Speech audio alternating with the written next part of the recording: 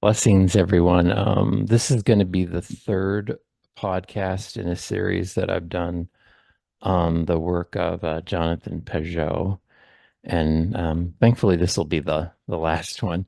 Like the other previous podcasts, I don't have any guests. This is just going to be me. So this one is going to be um, on Little Nas, the rapper. And an article that Jonathan wrote.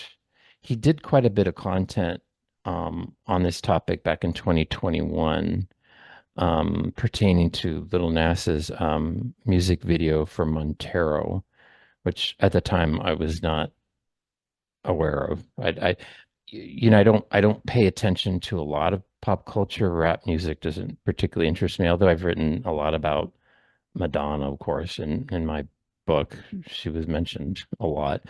Um, I've written about some other pop singers, Beyonce, Miley Cyrus, Lady Gaga, them, but nothing about rap really. Not that I can recall. So I wasn't until I read this article, I wasn't really familiar with him or his work. So this was all kind of new to me. Um, so the title of the article is Little Nas X, WandaVision, and the Satanic Pattern in Culture.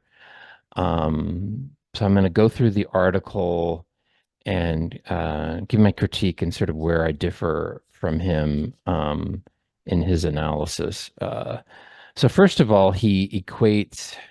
So if I'm looking down, I'm sorry, it's because I've got notes here. So first of all, he equates I don't he's tried to give a historical context, I guess, to the music video itself, which is a good place to start. My educational background is in history and in art history.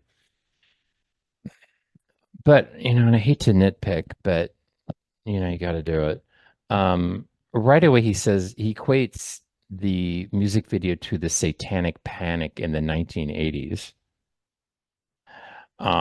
He described Satanic Panic as sort of the interest in the 80s with like satanic messages in like heavy metal music, for example. That if you're going to use a term, use it correctly. Satanic Panic, you should just Googled it, is actually refers to it was more the late 80s, early 90s of um, the reports of satanic ritual abuse of children in the United States. It started with the McMartin preschool case down in Los Angeles. Um, I'd like to note that some of the alleged victims in that case have maintained their stories. So he's wrong. He tends to do this often. I mentioned it in the first video where him and I had this. Well, I didn't have an exchange with him. He just punched down at me on Twitter, and he had said something about Sinead O'Connor that wasn't true. So he tends to do this. If I was reading this article um, just for general interest and I saw this and somebody made a mistake, it's like in the fourth paragraph, I'd be like, I'm gonna pass. But since I'm doing analysis, I kept going. So he erroneously makes this connection between the satanic panic phenomena. He says that the Montero video is a disturbing sight to behold. Okay, I'm going to come back to that. And he mentions it here, which is sort of strange. Um, part of the Montero video's title is it's called Montero, Call Me by Your Name. And he puts it right here as the official title of the song. But then he does not mention at all what Call Me by Your Name is. He just moves on.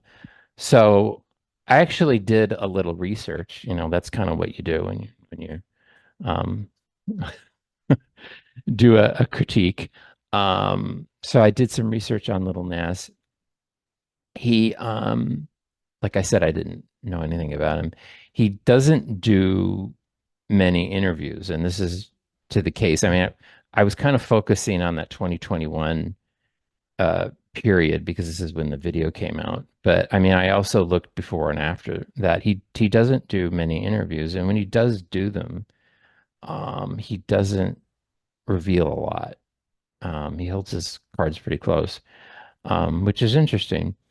But he did mention, because some of the interviews I looked at were specifically about the Montero video, and he did talk about how the Call Me by Your Name was included in the title of the song because the movie Call Me by Your Name had a big influence on him at the time. He was about 18 or 19 when the movie came out, and the film was released in 2017.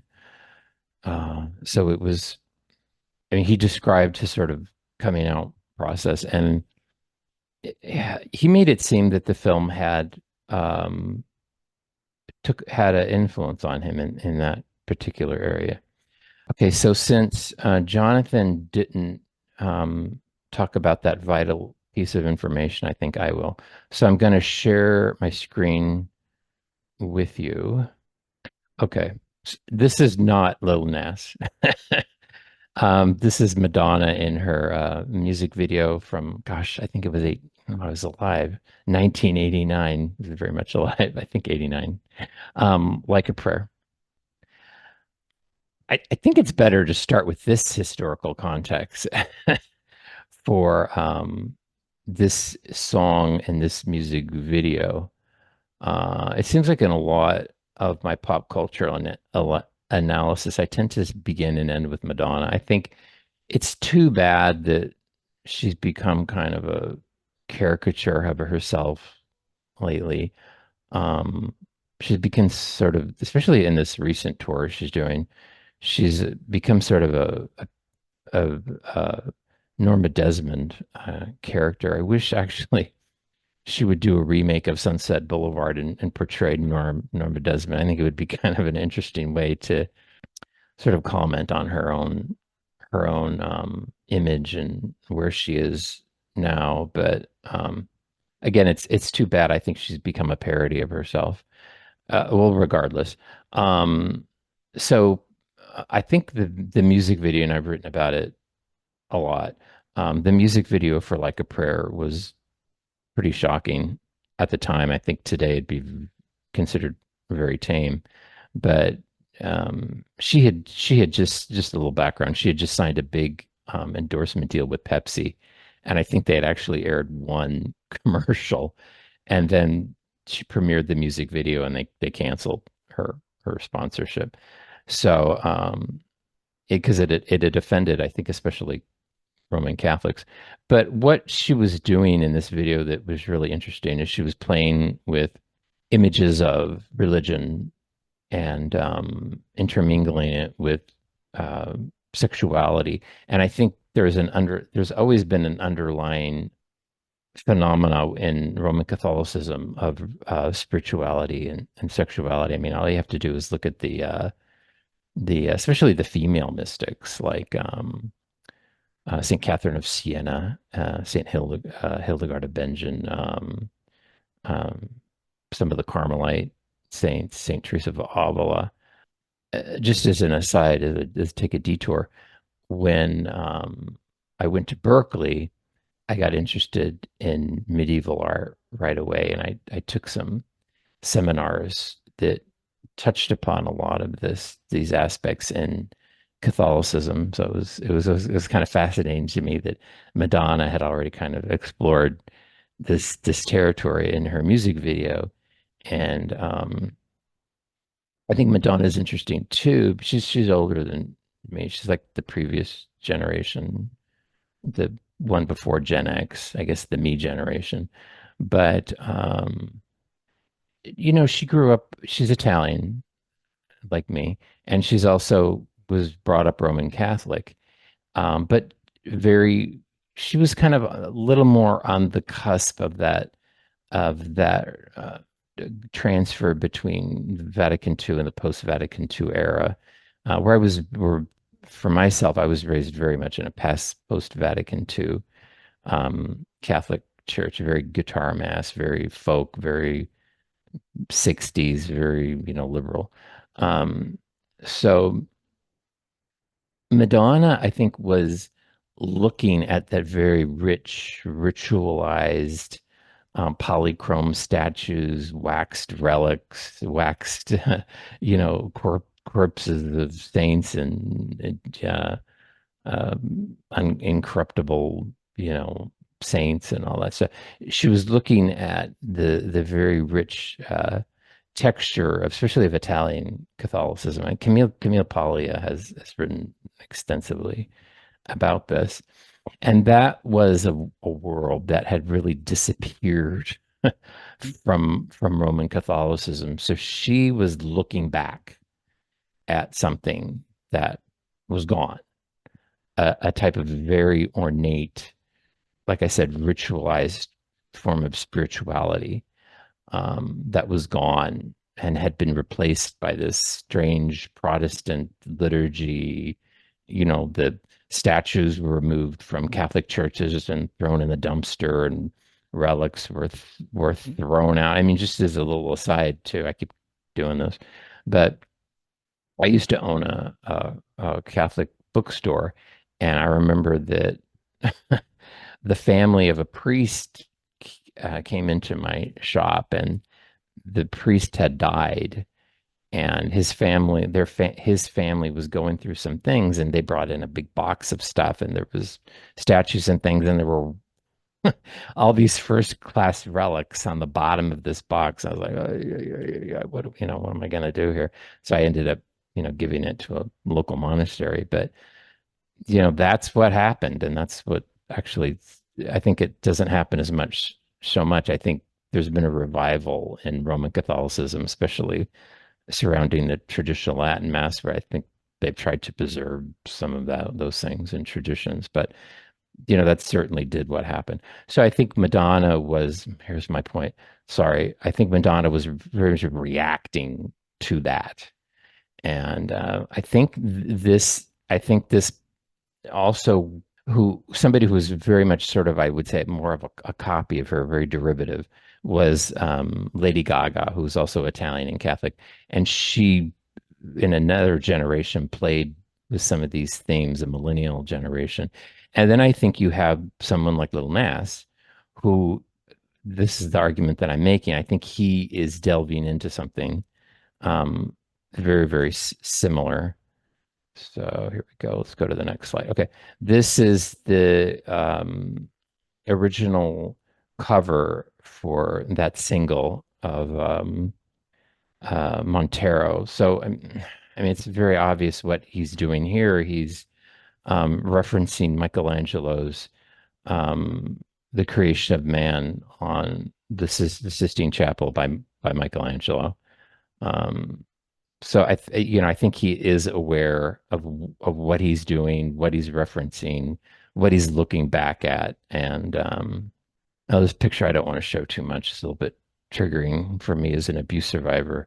But like I said, Jonathan Pageau does not mention the elephant in the room, which is Call Me by Your Name.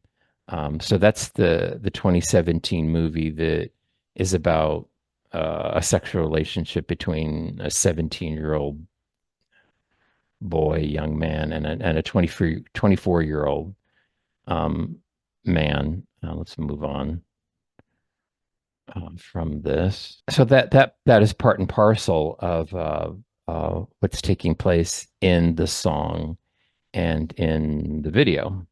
Jonathan starts with an analysis of some of the lyrics, um, which he describes, which is kind of interesting, is uh, which he describes in terms of fragmentation and loneliness. I think he's correct there. I think there's a sadness inherent in the video and in the song itself. And then the beginning of the video is there's an image of Little Ness under a tree, and he is frightened where he's first. This is where I actually kind of agree with Jonathan, where he is first frightened and seduced by a serpent figure, and that's true. And I think this is where if you didn't look at the inspiration for the song, part of the inspiration for the song, which is the movie Call Me by Your Name. If you don't look at that, I think you're missing everything. So I think part of the underlying theme of the song and the video is that of seduction and even grooming in part of a young gay man. I neglected to say that Little Nas is identifies as gay, um, and he's probably one of the most famous and successful rappers to do so. So I think so right away with in the music video, the the imagery and the graphics are very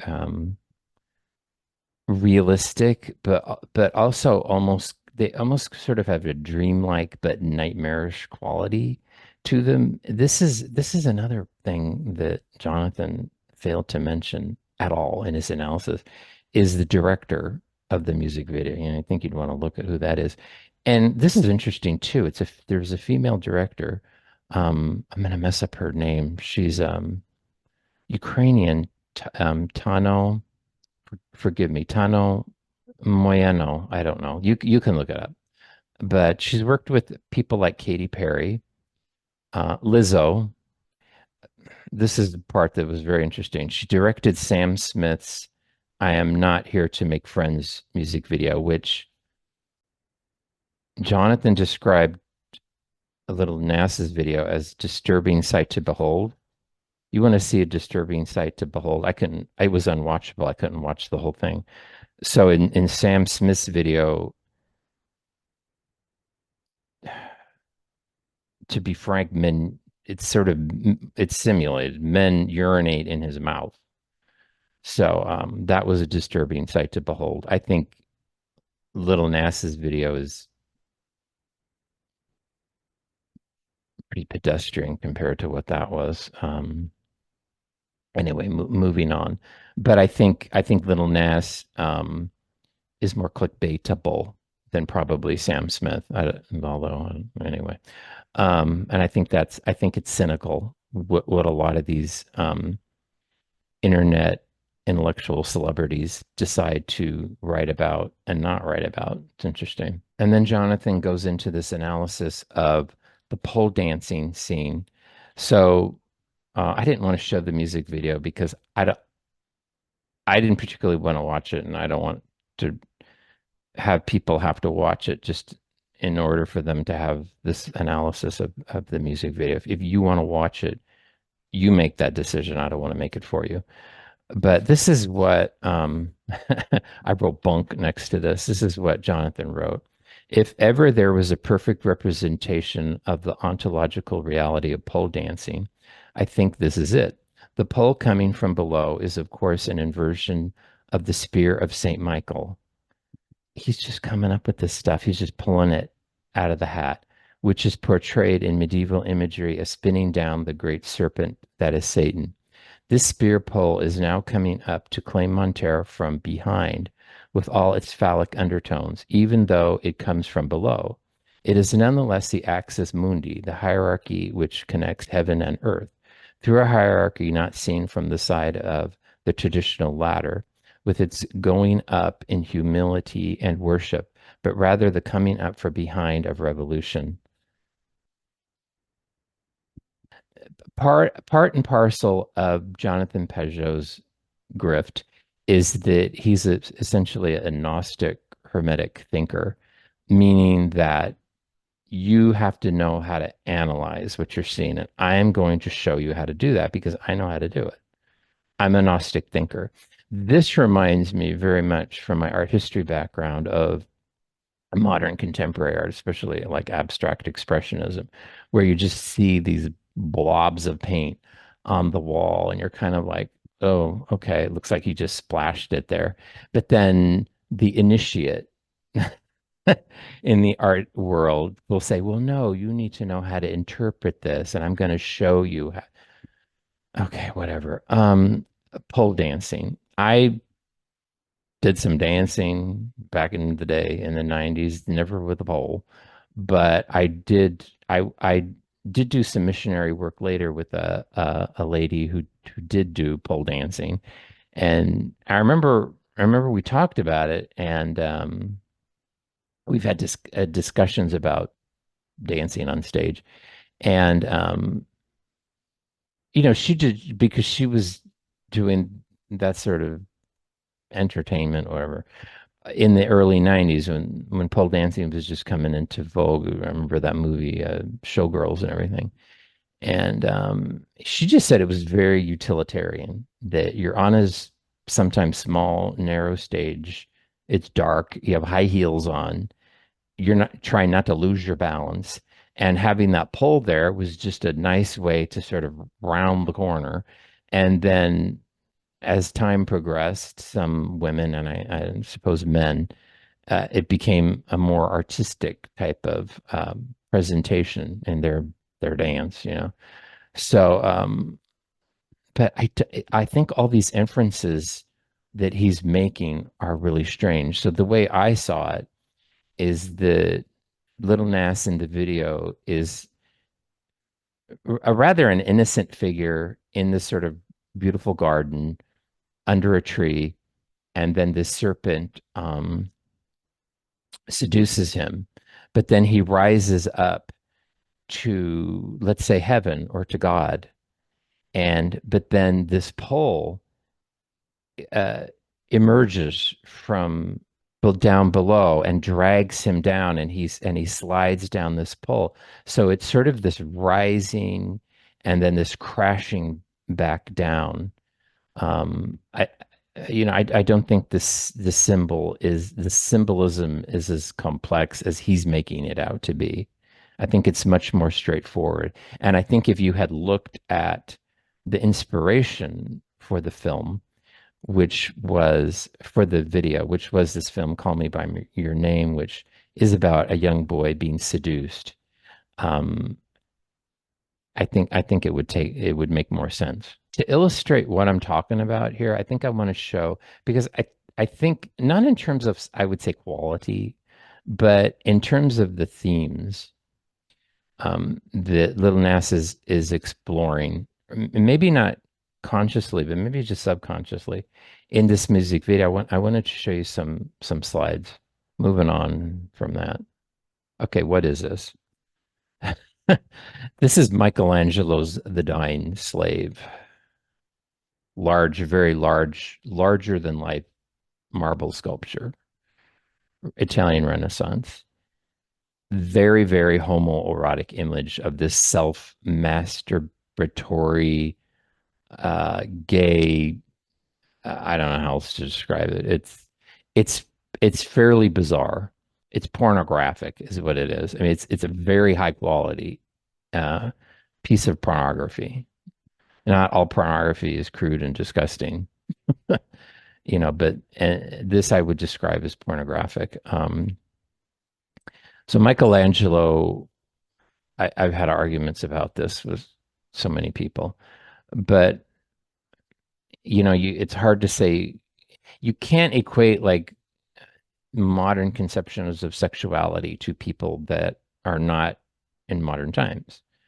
So he was definitely somebody who experienced same-sex attraction. To what extent he explored that physically in relationships, I don't know. It's very questionable. But he's definitely somebody that I hate to say gay, but that's what it is. But there's this struggle, and this is what I'm getting at. This is the purpose of this. I've seen certain figures in especially art history who, for lack of a better term, were gay men. But there was this inner struggle going on between the same-sex attraction and their deeper desire for a connection to the transcendent, to God, that played out in their artwork and in their life. So here you see this very early phase of I would say very early, this earlier phase of Michelangelo's career where he's quite focused on this homoerotic imagery. Here you've got much later. This is actually towards the end of his life. This is the deposition or the taking down of Christ's body from the cross. This is actually I think it's supposed to be Joseph of Arimathea, but actually it's a self-portraiture of Michelangelo himself. So we do have his letters, Michelangelo's letters, many, many, many of them, and I've read them and I've written about them too. And he is quite different. When people age, and I think in general, when people age and they're nearing the end of their life, there's a lot of introspection and self-reflection and looking back. And I think he did do that. And I think he looked back at some of his earlier work of these, even on the ceiling of the Sistine Chapel, these nude young men. He was looking back at that and I think with a bit of regret. And I think vis-a-vis that, his relationship with God changed as well. And I think it was much more, it took on a much, I think, more deeper meaning. It went to a deeper level than the surface of glorifying the creation of God in the human body to sort of pathos and sort of a deeper spiritual resonance. And here you see this in the Rondanini. It's one of my favorite. Um, so it's almost has a very contemporary kind of look for it, where I think it's unfinished, but the body is reduced to more symbolism. It's almost a Romanesque sort of looking image of deep pathos. This is Simeon Solomon, who's really, really an interesting it's hard to categorize English artist. He was a Jewish background. He's in that pre-Raphaelite period. Okay. I'm really fascinated by him. I've just actually started doing more research about him. This is a different time than the Renaissance. So he's more of an open homosexual libertine. This is sort of Oscar Wilde era in here. He was actually caught by the police in a this is very similar to what happened to George Michael. I think George Michael was in Hollywood at this time, and he was caught in a public laboratory propositioning an undercover. I forget what the particulars, forgive me, of that incident were, but he was gay men sometimes will cruise in public laboratories and things like that. So Simeon Solomon was caught doing that, and but then you look at his artwork, and some of it has very strong religious undertones. This one, for example, is extraordinarily beautiful. He had great technique. You see this very handsome man, though. So there is this struggle here between worldly desires and the need for the transcendent. This is Sascha Schneider, a very interesting German artist. I haven't done a lot of research on him, but I'm starting to do more. This is kind of a bizarre image. Here you have this sort of bodybuilder Jesus, sort of going against the devil and conquering him. But here you see this struggle again, this emphasis on the body, the male body, but this thinking of loftier subjects. Duncan Grant, English artist. This was, gosh, I can't remember. It's a church. I actually shouldn't say it's a church. It's a chapel in England. And I did do some research on this particular image. It was behind the altar, a fresco, and he used as his model this handsome man. And so here you do see this tension again between the same-sex desires of the artist and their loftier goals. J.C. Leyendecker, American illustrator, Saturday Evening Post, did a lot of the covers for that turn of the century artist. Again, it's hard to say that he was gay, but I think looking back, it's, he was certainly same sex attracted. Um, this rather bizarre image of looks like Christ, maybe this image of Satan down here. Um, these two handsome men, saints, I would suppose. I'm not sure who, but you do see this tension again. Franco Zeffirelli, boy, he's a complicated guy. He wrote an autobiography that I read that I liked, I really liked. It's hard to talk about him because here is the actress Olivia Hussey, wonderful, wonderful actress. I think underappreciated. She recently, and I think his name was Leonard Whiting, um, Olivia Hussey and that actor who played Romeo to her Juliet in the Romeo and Juliet that Franco Zeffirelli directed, had made some accusations against him. And so it's difficult, I don't know, for me to talk about this, but there's quite a tension in a lot of his work. He focused many times on very handsome young men in his films, particularly, I would say, Romeo and Juliet. But you also see it in this wonderful film, Jesus of Nazareth, about the life of Christ. Again, the tension. So I think that plays a part in Montero's work, and specifically in this song and in this video. Um, he wrote, Jonathan Pageau wrote, the celebration of sin and passion are all about embodying in the mythological setting, in a mythological setting, the end of Christianity. This is what he's talking about in the video. I don't think that's what it's about at all. I want to go back to those set of slides that I just talked about. I think that's what it's about. And if you look at Madonna's Like a Prayer, I think that's what it's about. I don't think it's about this at all. I see someone struggling with their identity, with their passions, but also with the desire for something heavenly, something transcendent. Something that surprised me about Jonathan's analysis, I'm expecting more from him, is that he did not appear to do any research on Little Nas himself. He doesn't reference him. He doesn't reference his background, his life. He doesn't quote him. I did a little research on Little Nas, and I found this 2021 article from Vanity Fair. So at the time, it would have been available to Jonathan. Again, like I said, Little Nas doesn't do a lot of interviews. So this was a major piece of evidence, I guess you could say, because when I start looking at someone's artistic output, whether it's a film or a music video or a painting or a book, whatever, I want to know something about them, the creator, the artist, the director, the actor. I want to know something about them. This is maybe this is a fault in me.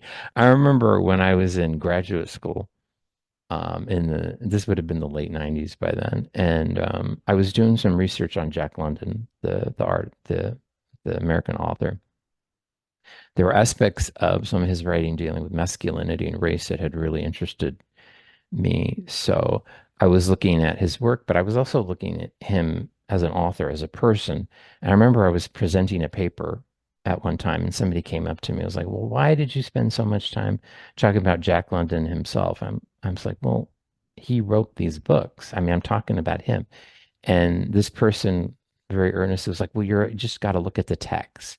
So at this mindset, there was this postmodern sort of Foucault sort of system of analysis where, oh, you just look at the text, the word, you don't look at who wrote it. And so I almost, when I was reading Jonathan's critique, I was like, he's not talking about Little Nas as a person who actually created this. You could just, you can argue with me, say it's not a work of art. I don't know. There's works of art are are difficult to describe. But this particular work, he's not looking at. So I wanted to do that.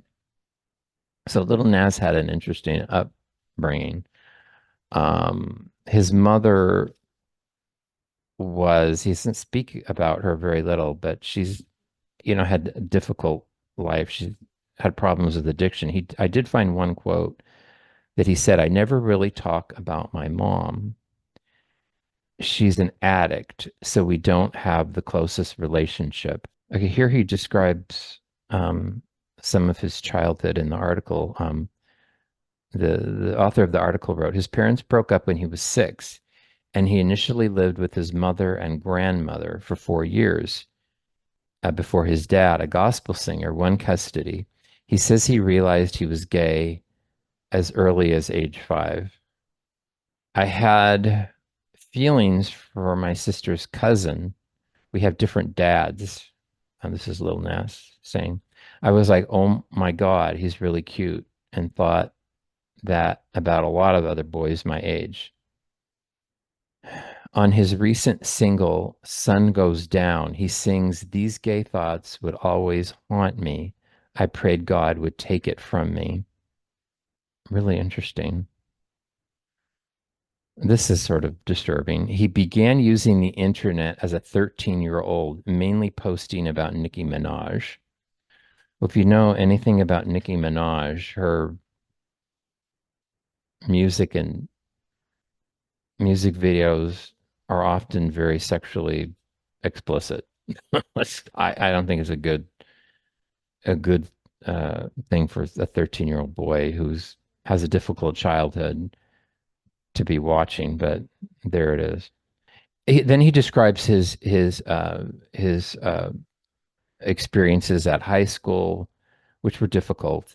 Um, and he describes a song and a music video he uh, made. It was a little peek into my experiences in high school, feeling like an outsider and like I didn't really fit in with any cliques, or trying to fit into the wrong ones to feel acceptance.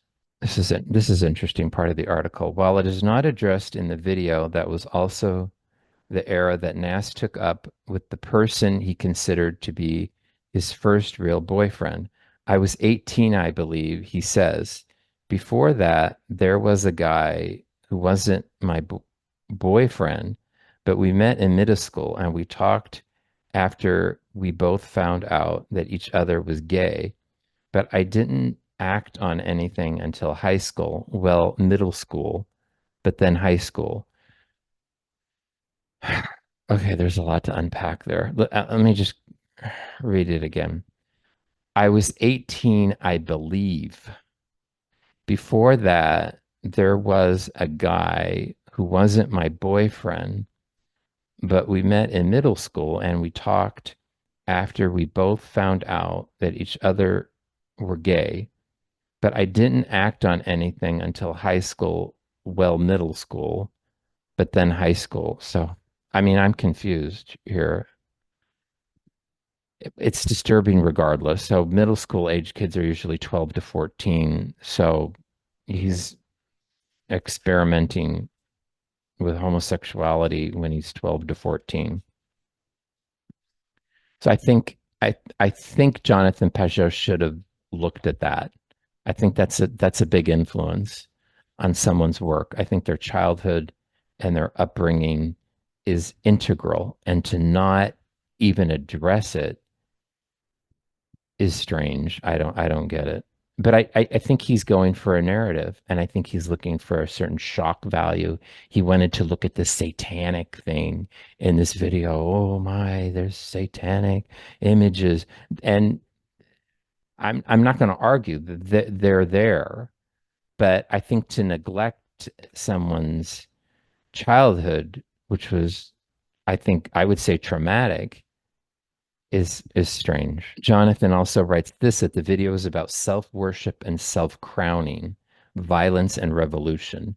I think he's referring to the end of the video where there's just quite explicit sort of dance sequence between Montero or Little Nas and this figure that's supposed to be the Satan. I don't know if I look at it that way. I don't know. It to me, it's that there seems to be throughout the video, especially that later half, this idea of abuse and revenge that I see. It's also there's sort of this lack of coherence in Christianity, especially in the post-Vatican II period, and not just in Catholicism, because it seems like all the major Christian religions, except for Orthodoxy, um, went through a pretty dramatic shift in the 1950s and 60s period. I think it left a vacuum and it left a hole. And I think you see that in a lot of this sort of satanic sort of imagery where people, I think, are grasping or looking for something that has sort of a semblance of a spirituality to it, but they don't see it in Christianity anymore because sort of the ritual and symbolism and imagery had been removed. So they've gone to these very occult realms where that was preserved, although it's characterized, but it's still there. There's one section that's in Jonathan's analysis that's related to this self-crowning moment in the video that I think he's just off here. So he compares that to the self-crowning of Napoleon Bonaparte in 1804, which he did, but it's more complicated than that. This is what Jonathan wrote. I wonder if Napoleon could perceive that the gesture of declaring himself emperor while putting the crown on his own head would culminate in a supplicistic video of a pole dancing rapper who seduces the devil only to kill him and put his crown on himself. Total bunk, pretentious. I'm sorry. I find it annoying. Let's look at Napoleon a little bit. And because I think it has to do, I think Napoleon himself has to do with this abuse revenge narrative that I'm seeing. The Catholic Church had a very, very deleterious influence in the French, in France. So, well, I mean, let's just start with Cardinal Richelieu, who who was not just a religious figure, he was also a political figure in France. Very much involved in the 30 Years' War, which was up until then and even now is one of the bloodiest conflicts in history. It decimated much of Europe. It was essentially a religious war between Catholics and Protestants, which devastated continental Europe. Um, so I think it's simplistic, his view uh, of Napoleon and also just the self-crowning moment in the video. We also have to look at Pius Pius the Seventh himself, who was there. He was Pope at the time at Napoleon's coronation, and typically he would have done it.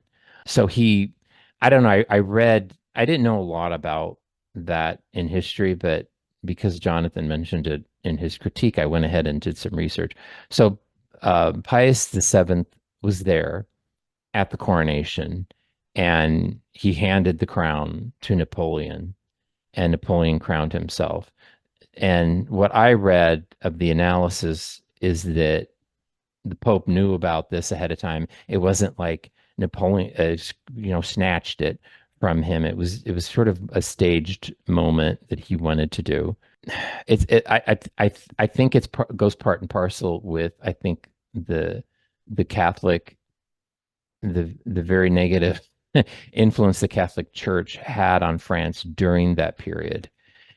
Because, at the French Revolution, um, it was very much an anti-imperialist, anti-monarchical movement, but it was also very anti-Catholic, anti-Christian. And that stuff doesn't just, come out of a cabbage patch. Like revolutionaries are like, oh, well, let's be anti-Christian. Let's tear the churches down. Let's rip statues off. of the walls of beautiful cathedrals. Let's place pagan images into churches. Let's just do that. They just thought of it that day. No, that comes from a place of deep, let's say woundedness, because the Catholic Church, like I said, had been meddling in French affairs for a long time, especially through the Jesuits. So the Jesuits were suppressed by Pope Pius, the same sub Pope, the Pope Pius the Seventh, and I wrote the night there, 1773. Why? Because they had been meddling in political affairs, and I think the anti-Christian, anti-Catholic sentiment in the French Revolution that became very violent, because many, many priests and religious were killed during that time. And I'm not saying it's justified, but I'm saying you got to look for the reason behind it. And there were reasons for the anger. Uh, there were explanations for that anger. And so what's my point? So I think that Napoleon was sort of personifying that revolt and from the abuse and the revenge aspect by self-crowning himself. And I think you see that in the Monterio video as well. And I think Jonathan missed that. This is also an interesting commentary from Jonathan. He's writing about the Middle Ages here, which is kind of my lane. So I'm interested in that. He wrote, "What matters most is how these new possibilities at the end of the Middle Ages became a narrative space where the opposite of Christianity began to explicitly take form in sacrilege, in parody, in inversion, and in embracing the opposite of all that Christianity valued." So he's talking about the Montero video, and he's seeing that in, I don't see that at all. What you had, okay, I have a different view of the Middle Ages than he does. Um, what he's describing here is the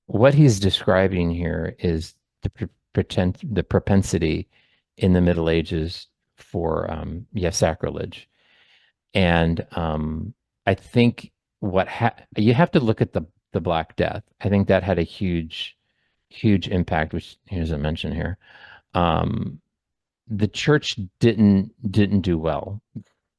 If you look at Boccaccio's Decameron, the Catholic Church didn't. If you want to compare, let's compare it to the COVID pandemic.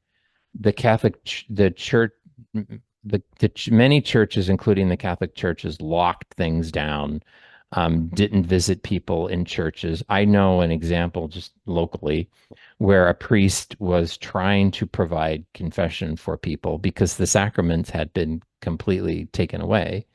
The churches were closed, and the bishop found out about it and put a kibosh on it right away. So people couldn't even go to confession. So during the plague, that was a problem as well. And death, destruction, bodies. Anyway, so that had a big impact on the psyche of the European people. Going together with that almost simultaneously is the corruption in the Catholic Church that Martin Luther was reacting to as well. The selling of indulgences, and the personal lives of the clergy, which were not unknown to the people. A lot of this sparked the Reformation, excuse me. This is, I think, why you had that strong reaction against Christianity and specifically the Catholic Church, was because of the inaction, and the corruption in the church and among the clergy. I think you see this. The flagellants have always interested me. I got interested in them in college, the flagellant movement, where not just personally people, because, in the monastic tradition, monks or nuns would flagellate themselves privately in their cell as a sign of obedience and penance.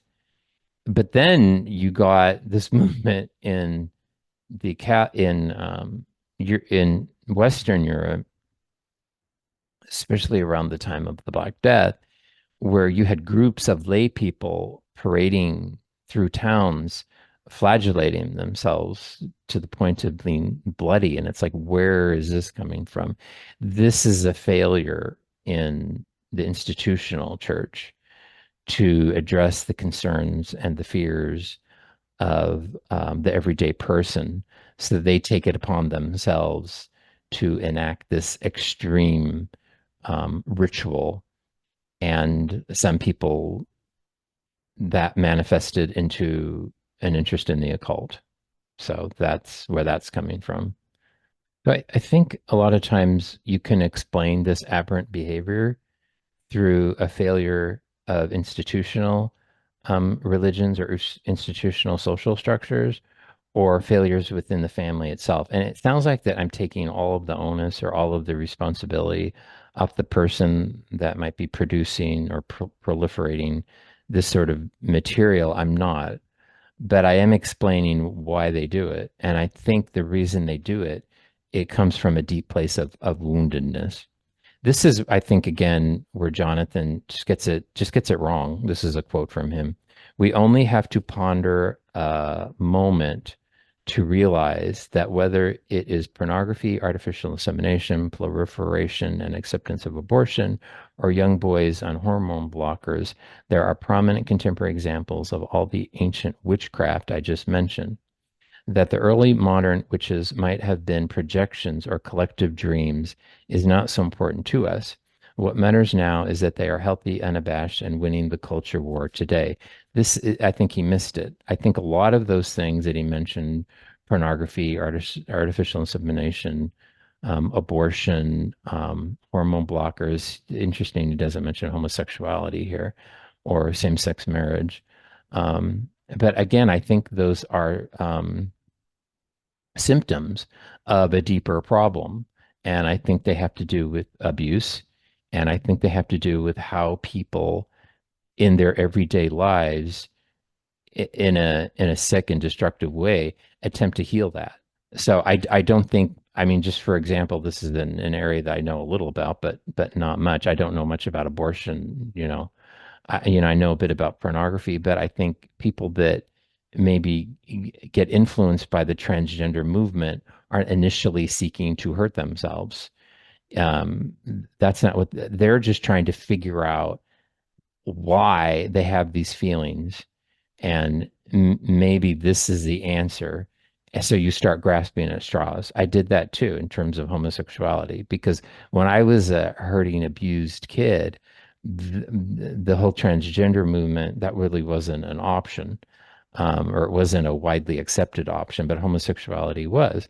So I was thinking, well, why am I having these feelings?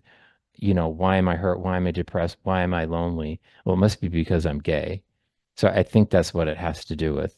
I think he's imagining things too much. I think he's trying to create a clickbaitable story. And now I'm getting to the end. So this is the one of the second to the last paragraph of Jonathan's critique. Watching someone like Little Nas X mock, deride, and invert our stories to the cheers of the media and cultural gatekeepers, we must remember that Christ chose Judas, who would betray him from within his inner circle. In the same manner, our current situation is part of the story, and the satanic imagery, for all its arrogance and pride, exposes in plain view the underbelly of modern secularism. Oh, really, Jonathan? Is that your analysis? What about what about somebody like Spencer Clavin that you interviewed? What about him? Let's talk about him for a minute, okay? So this is what Spencer Clavin, Jonathan Pageau's friend, had to say about homosexuality and the Bible and Christianity. Do you find when you look at these passages? Yeah, I mean, maybe it's best to start with Paul, actually, because a lot of people, are particularly worried about what Paul says. And it's 1 Corinthians 6, it's 1 Timothy 1, and Romans, the letter to the Romans, chapter 1. And, all... So except for this, Christianity has nothing to say about homosexuality. All of these vice lists, which you named, they come up in the context of Paul writing advice to the new fledgling Christian church. And what's interesting about these particular passages that have to do with same-sex attraction or same-sex... And by the way, the Judaic tradition had nothing to say either. Sex, is that they all have to do with how the church is supposed to resist the sins of the world, and especially the sins of the pagans, right? The sins of the Romans and the Greeks, because writing to Corinth and Rome, and in the context of those warnings, he says, look out at the world. Look at how terribly people go wrong, and obviously people go wrong when they deny God or they ignore God. So thieves, adulterers, liars, right? And in the context of this list, he uses these two words, the malakoi and the arsenokoitai. And this is literally the softies and the man-betters. So these are the words that everybody's fighting over, right? This is when... Okay. The Christian prohibitions against homosexual activity has everything to do with these two words and nothing else. Many people think that when Paul says arsenokoitai, he's reaching back to that Leviticus text and saying, it's a combination of man and bed, so they think he's reaching back to the Septuagint and the Levitical rules, thou shalt not lie with man as with woman. It is an abomination. And to me, and again, I say this in sincerity, but acknowledging that others may disagree, to me, that's not a persuasive argument, in part because Paul's whole project in all of these letters is to stress that Christians are no longer under the laws of the Old Testament. He says everything that came before. So, those Jews, they had prohibitions against homosexuality. Colossians over against two men sodomizing each other. Well, that's over. That's over. Jesus entered in a new era of sodomy. Over and over again, right? You shouldn't get circumcised because circumcision puts you under the law, and that's what we're past. This has been fulfilled in Christ. And I don't think that at all that Paul wants to therefore just toss the Old Testament out the window. But I also think that one of the things But he does want to toss his gay stuff out. Saying is these laws in Leviticus are no longer a list of rules that we can just pick up one-to-one and drop into our lives as a list of things we have to do. And so that makes me wonder, so what is he talking about, right? What are the sins that he's identifying in the outside world? As Leviticus also was hedging off the Jews from their outside world. And, I think about my study of the ancient world and the classical world, and it's very clear to me that there would have been a lot of things that Paul was looking at, a lot of same-sex interactions that Paul was observing in, for example, the imperial court, in war. I mean, they would do terrible things in the ancient. So what this guy, this homosexual man is arguing is that Paul only was prohibiting gay sex between slaves and masters or abusive gay sex, but the sort of loving gay sex that he's describing is perfectly okay. World, they would rape boys as an act of humiliation, pederasty, pedophilia. And actually this is, Martin Luther, the great translator, the German translator of the Bible and originator of the Protestant Reformation, translates arsenokoitai that way. He translates it as pedophiles. And so for me, this is something that makes more sense and also sort of corresponds with my experience of the world. Augustine tells us match up the book of nature with the book of scripture and understand them in that light. And then the next thing that I then do is I say, well, a good thing to do is to take an unclear passage of scripture or a less clear passage of scripture and understand it by a more unclear to him. Paul is very clear passage of scripture. And Romans 1 is actually, I think, a more extensive description of what Paul is talking about. He goes on at some length there, and he says, these pagans, these Romans, and the Temple of Isis, the core. I mean, I'm assuming now that this is what he's talking about.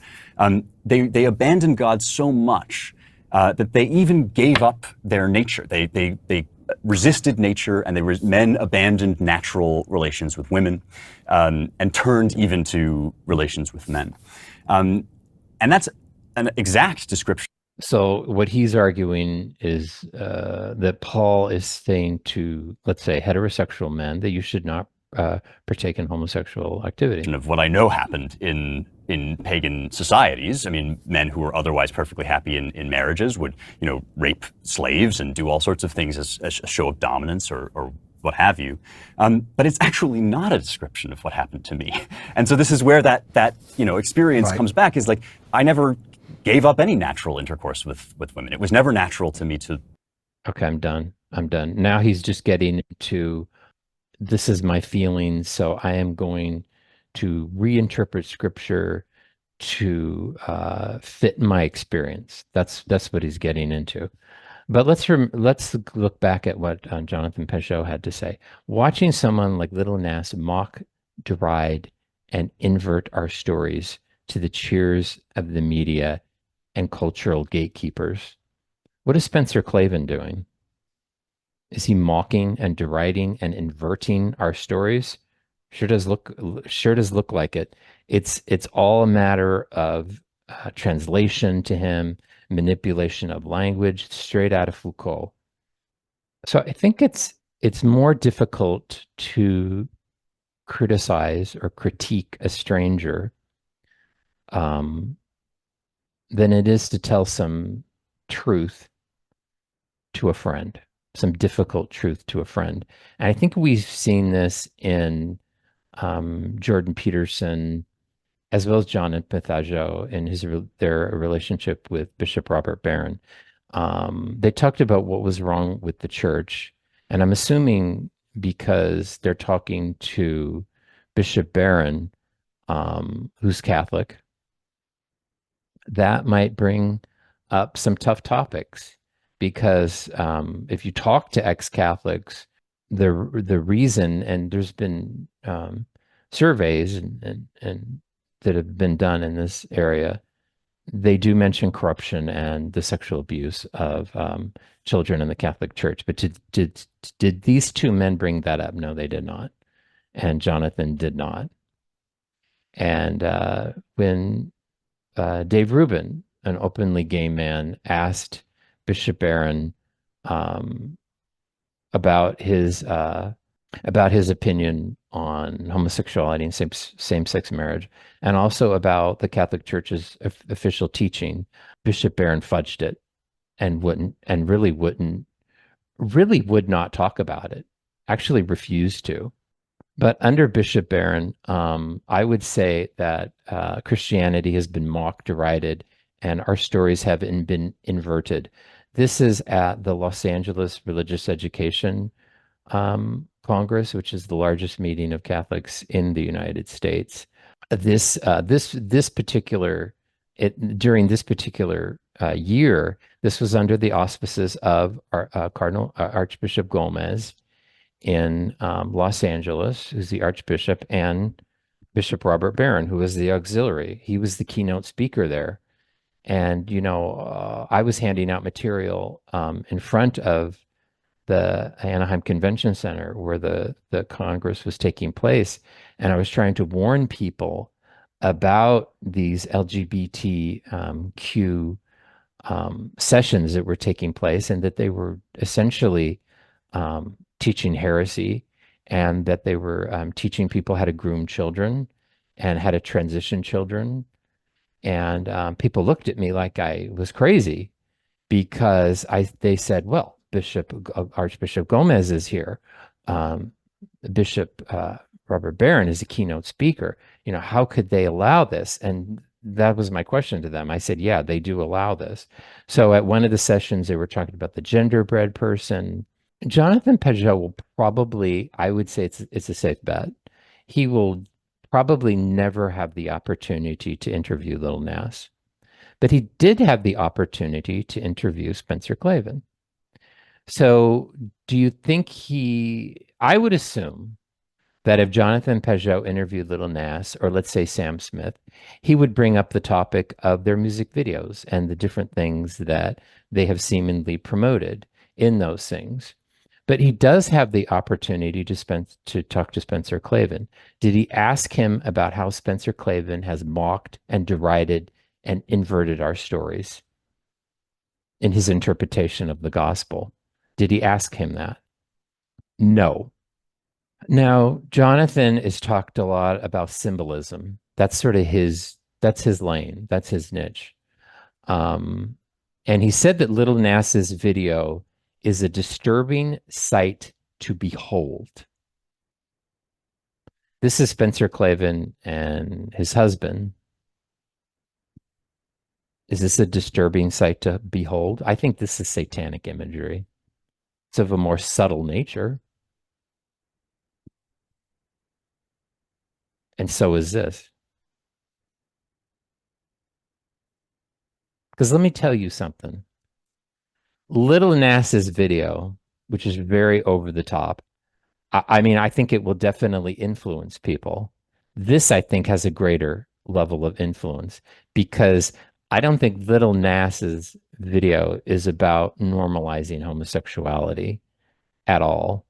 This is. And so is this. I thought this was interesting. This is from a friend of mine, Steve Skojek. But Jonathan Pageau is all about the deeper symbolism of things. So, what does this symbolize? Like I said, it's more difficult to speak truth to a friend than it is to critique a stranger. This is satanic imagery. And doesn't this, uh, you can't find a better example that mocks and derides and inverts our stories. This is a mockery of religion. This is satanic imagery, but let's talk about Little Nas, Jonathan Pageau. Target. This is pre-Obergefell.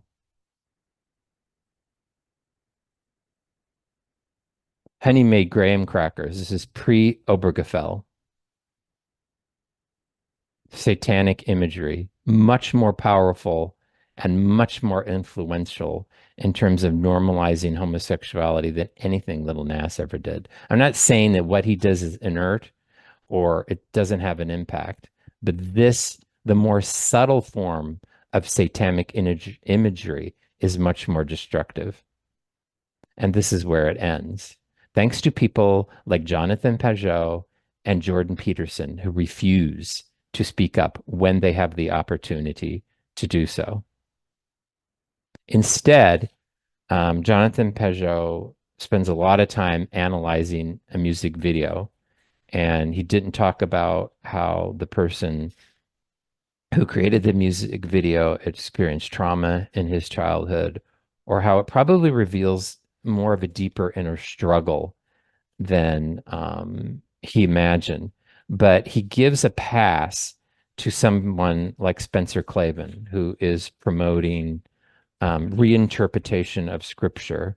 Again, this is what Jonathan Pageau said about Little Nas. Watching someone like Lil Nas X mock, deride, and invert our stories to the cheers of the media and cultural gatekeepers. But he doesn't say anything about more subtle forms of Satanism that he can't see, apparently, or it doesn't fit his narrative, or it's not clickable. So, I mean, for me, I think using Jonathan Pageau's description, disturbing sight to behold. What's a disturbing sight to behold is someone like Spencer Clavin, who is an educated man, who I think implicitly knows what he's doing and what he's saying. Not that I don't think Little Nas knows what he's doing as well, but I think there's a different set of circumstances involved there as well. I've always had a lot of sympathy for people who have been influenced by bad ideas, and I don't have so much sympathy for those who perpetuate bad ideas. And I think Spencer Clavin is in the latter, is the latter. He's perpetuating bad ideas in terms of reinterpreting scripture and normalizing homosexuality. And I think Little Nas is somebody probably who's maybe been more influenced by bad ideas than perpetuated them. So I think what's truly just a disturbing sight to behold is something that Jonathan Pageau um, refused to look at. He had the opportunity, like I said, to bring these things up with Spencer Klavan, and he also has had the opportunity to bring up things with Bishop Barron, but he refuses to do so. And I think that's cynical, and I think it's also very calculated because Little Nas is clickable. So this is not, I think with a lot of these social media influencers, it's not so much about getting at the truth or revealing the truth. It's about getting views. And I hope that makes them happy.